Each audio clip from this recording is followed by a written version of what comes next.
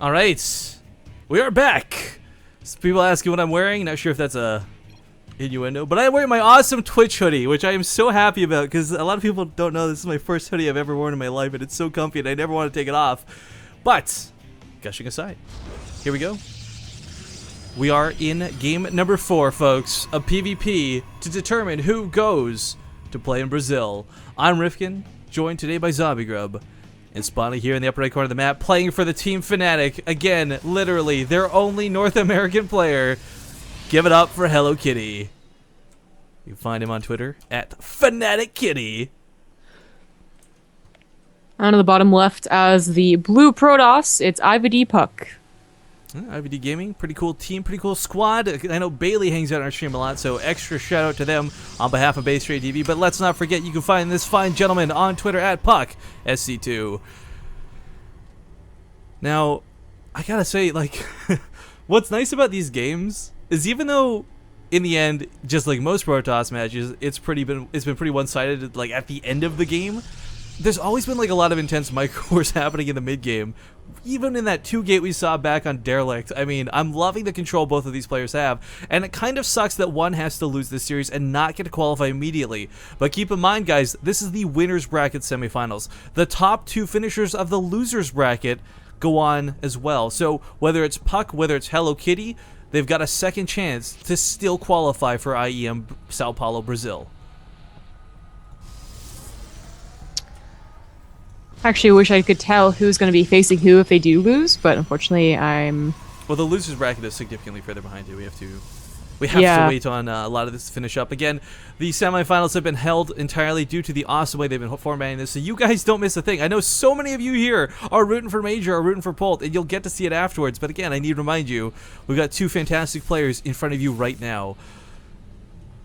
Now, one thing Puck sees out of this first off, this is important. We've had a very sort of lackluster amount of scouting information coming out of either player for this entire series, but Puck gets over here, and he sees a lot of gases, and what he's going to do is make sure that he sees that third pylon come down to base. This is the most critical thing for the way the series has been going, to make sure that there's not going to be cheese or proxies immediately.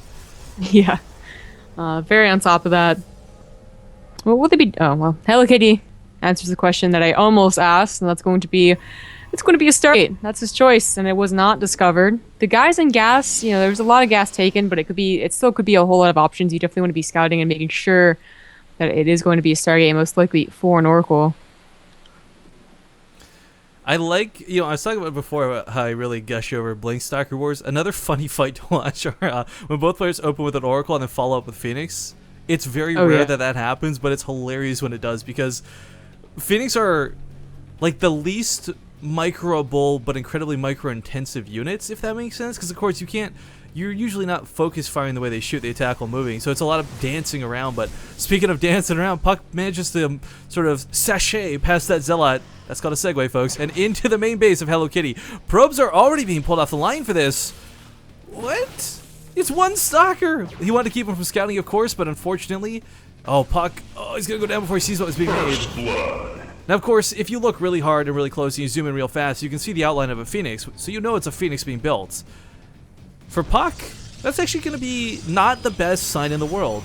Whether it's a Phoenix, whether it's an Oracle, basically by going air, you force your opponent to stay at home for the first almost 11 minutes of the game. Because they need to stay at home. They need to make sure that, you know, they're not going to lose their mineral line to a bunch of Phoenixes coming in or Oracles swinging by. Now, this first Phoenix will be revealed, and the Mothership Core may go down if Puck's not careful. Oh god, this might actually still go down because of the awkward way he just had to control this. Looks like it will. That is gonna suck. 3 stalkers coming in might just save it though. It's so low that the other, you know, if there's a Phoenix. The second Phoenix. Yep. Surprise. That's pretty nice, especially if, you know, hellokitty was to follow up with an all-in off of this. That'd be really, really good. And in fact, Puck thinks it's going to be nothing but Phoenixes, so he's moving out. But actually, hellokitty's getting an Oracle. Oh, he changed his mind. But of course, Puck's already getting... He has one. Blink. Yeah, I thought it was going to go across the map, though. Oh, no, this is not. Well, Phoenix is dancing around for now. Puck perhaps realizing, oh, you know what, I wanted to go for the attack, but until Blink's done, I better stay at home.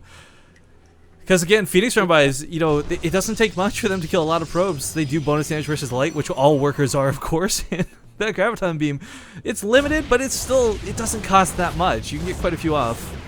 Yeah. the first reaction towards Phoenix is usually to get Blink, so Puck already doing things right, of course, as you should and you would. But he's also going to be useful on this map because there are a lot of places to blink up, so it's still a very good choice. There are only a few maps nowadays that are bad for blink. A lot of them are still very, very good. We also have a Void Ray coming up for hellokitty, so one of everything from the Stargate. Puck is completely in the middle of the map. He's got nothing at home to defend it. Here comes the Oracle. He's bringing the Stalkers back now, but hellokitty could definitely get some probe kills here for sure. It's going to be 1. It's going to be 2. It's not going to be 3. Good pull out of Puck. Can blink the Stalker away, of course. Doesn't need to lose it. But does he want to reveal blink? Not no, yet. It's not done yet. Oh, it's not done yet. My bad. Sorry, I was looking at the other tab. So in the end, gets a couple workers, but I don't think it was worth sacrificing the Oracle. I mean, 8 workers is nice. 8 workers is fantastic. But it's not like hellokitty is another Nexus. He's not a base ahead of Puck. He is 10 probes ahead, though, so that's pretty significant. And he's going into a Dark Shrine, so again, getting a lot of tech on one base. Could even incorporate Blink if he really wants to.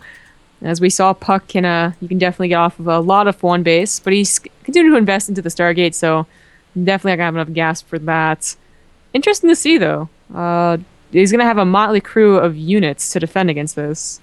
Catches a probe, so no pylon's going to go down. Puck has got a lot of pylons set up on the map, but I just want to throw this out there. Like, hellokitty did not shut any of these down, so he's able to warp in from multiple angles. Of course, there's only one angle of attack hellokitty's worried about, and that's the choke from the natural to the main. Puck, of course, doesn't really know what's waiting for him, so I like that he's not advancing too far forward. This sentry, while force fields are great, could also use a hallucination to see up if he needs to, but hellokitty with a couple Phoenixes still standing in a Void Ray will shut any sort of air hallucinations down. Yeah. Looks like Puck's not going to really commit to anything. And just go ahead and get a Nexus. Did the Hallucinating Phoenix see that? Yep. So he knows that he doesn't have to worry. In fact, he could expand by himself, but if he also wants to all in, it could also work. This Dark Templar's not going to work the zombie grub. There's an observer here waiting.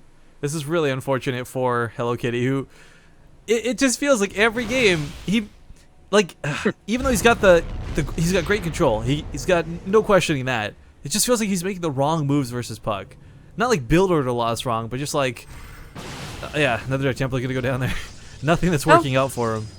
That was the same one. I got away because Observer was in position. Oh, was that the same one? My bad, sorry. Yeah. So he didn't waste too much right there. I had looked away to check out the army coming from hellokitty. I just naturally assumed Puck had killed it, but the army coming is in full force. Now, there's 2 Void Rays. We gotta keep in mind, these are gonna be high priority targets for Puck to have to focus down. I don't think he's even going to try to save the Nexus. He's just going to give this up outright, and that's fine. Still with a massive army supply, hellokitty, but that force field's so good. Going to completely take the Zealots out of the equation. Graviton beam's going off, but the Void Rays are about to fall. Puck now with a much more evenly supplied army to hellokitty. Yeah, surprising that hellokitty chose to lose those Void Rays. I mean, yeah, you would have to wait for the next overcharge. Oh, that was a weird force field. It actually pushes the Zealots away. But I feel like it's better to have kept them. His army still is a lot more impressive. The force fields are holding him off for now, but all hellokitty needs to do is warp in 2 DTs and morph an Archon. It's a massive army supply lead, but again, most of these are Zealots. There's a hell of a lot of Stalkers here. There's no questioning that. And Puck, unfortunately, well, actually, he could fall back and use. Sorry, I thought he used the second time warp there. He could fall back and use a photon overcharge. It might be his best bet to really stay in this, but another force field goes down, starts segmenting off the army. hellokitty kind of falling for these baits. If he gets that last Phoenix, and there's no more high ground vision, well, the Mothership Core too, of course, but oh, Puck is going to run around. I love this. I love this move. It doesn't take much to kill probes. 4 Stalkers actually get the job done. And if he can beat hellokitty back home, pick off, say, like 5, 7 probes, something like that, he'll be in a pretty good spot. But hellokitty is so oversaturated on one base, it's actually not going to cripple his economy. The Phoenix saw it, so he knew to be prepared, and Puck will not be able to do anything. He's going to kill the Phoenix, make sure that all the Stalkers should survive. One could have been picked up if you really wanted to. I'm going to get some probes too before he blocks out here. Oh, he's going to be on cooldown. It's about he's got to walk through the Zealots too. He should be able, yeah, he gets away. Mothership Core here means that they can't come back for round 2. Meanwhile, cleaning up pylons on the other side of the map. Both players only just establishing their nexuses, but neither's really going to be able to use them too safely or too confidently just yet. Yeah, hellokitty is back down on workers, 26-31 in Puck's favor. So this has been kind of a topsy-turvy game where you'd think that the player with the faster nexus would win, but it turns out not so much. Puck is initiating a counterattack full force right now. Oh, he might try and go up into the main. Oh, no. He's doing this on purpose. He's specifically using low counts of Stalkers. Oh my god, no. He's waiting for that blink to come off. Unfortunately, does lose 2 Stalkers due to this. Might lose a couple more. There we go. I was waiting for that force field, but that's really well done. He's going to be able to get the Nexus pretty much for free. And Hello Kitty, his blink's about to come off cooldown though. Zombie Grub. If he blinks forward, he can take a fight. He doesn't need the Zealots. Puck's army count is actually incredibly low. He's going to get the Militia Corps. The Militia Corps could have recalled everything else, but instead, I don't know. Hello Kitty's Zealots are all still blocked off, so that blink forward actually did not work out as effectively as he would have thought. Yeah, Puck warping in those Stalkers on the backside. They were critically important to this. Still should be able to clean this up. He will hold his Nexus, I think. Now out of energy, no more force fields. Zealot's going to move forward, and Puck might just have to retreat. Yeah, using blinks to dodge out. Again, love watching Blink Micro Wars. They're so cool to watch, but there's a really smart move out of Puck. It's just the timing didn't work out for him. Gets the Mothership Core, though. Still goes for more Stalkers. Really aggressive with this, but the Oracle. Oh, back in Puck's base, the Oracle is still alive. Or was that a second one? I don't know. It's a new but one. He made it like 3 minutes ago, I think, but... Yeah, well, that was well nice. That's really well. I mean, that's really good. There's a lot of probes that could have gone down. Now they will pulled, and Hello Kitty unfortunately was not chasing them down, but there's still nothing there. Still got a lot of energy. He's not done with the attack yet. Puck taking some economic hits here. His army supply has never been able to get ahead of that of Hello Kitty's either. Ever since that block on the ramp, even though he evened it out, that was like the closest he came to quote-unquote pulling ahead. Now he's got a very awkward fight he's going to have to deal with. He doesn't have upgrades, neither does Hello Kitty. Blink versus Blink. He's got the Stalker lead for the moment. But of course, SBC Zealots are forced to run away. No charge on these means they cannot connect. And Puck lost a lot of mining there, so his economy not exactly where he wants it to be, so he doesn't have a ton of Stalker weapons behind this. Still, 23 army supply versus 49. Even though about half of that is quote-unquote dead supply and Zealots, it's a lot of tanking that's going to get done. Yeah, I mean, he can't fight in an open area, but if if Puck goes back inside his base, then Hello Kitty will be able to win. These blinks are giving me a heart attack, like mini palpitations, because all it takes is one bad blink to ruin your game. Yeah, Puck's surprisingly still holding on. If he had gotten that Nexus, it would have turned over again, but luckily Hello Kitty was able to save it, so he's in a good lead. Is there like a rally point down here? I keep seeing Stalkers walk down here for no reason whatsoever. They probably were warped in and like auto-shifted and... Yeah, maybe. Yeah. Actual units counting station right now, it is 12 to 11 as far as Stalkers go. So Puck, gonna catch someone's... this is actually a big deal. Gets one, gets two, might have gotten three if he had been a little bit more with the focus fire. Dark Templar are back in action here, warping down to the bottom part of the map. There's an observer, but there's no army. Yeah, what are they gonna do? Pull the probes again? So that's not gonna work out. It's like pulling probes versus Zealots. It's just like the worst thing you can do. Now that the attack has gone off, Puck has realized what's going on. This is gonna be unfortunate. He's still gonna lose a couple more probes. Meanwhile, fight in the middle of the map takes out a pylon. I think he picked off another Stalker on the way down too. But yeah, he should clean this up. Hello Kitty, oh man, still leading in supply in a big way. It looks so rough for Puck. I mean, he is the miracle guy who can make crazy things happen in PvP, but without Colossus, without Archons, I don't know how he's gonna get ahead. Yeah, Hello Kitty, I've just been wondering when he's going to push out because he's been ahead for quite a while now, but I guess now is the time he decides to. It's odd that we don't see any higher tech units, just playing Stalkers versus Charge, or just regular Zealots actually, but that is what this game is after the initial Void Ray DT attack. God, if Charge was done, Puck would be in so much trouble, but luckily he just has to worry about the Stalkers choking out the Zealots. Now Blink Wars have begun, and Puck's going to have to start kiting these Zealots. Can't allow them to connect to the Stalkers, not even a little bit.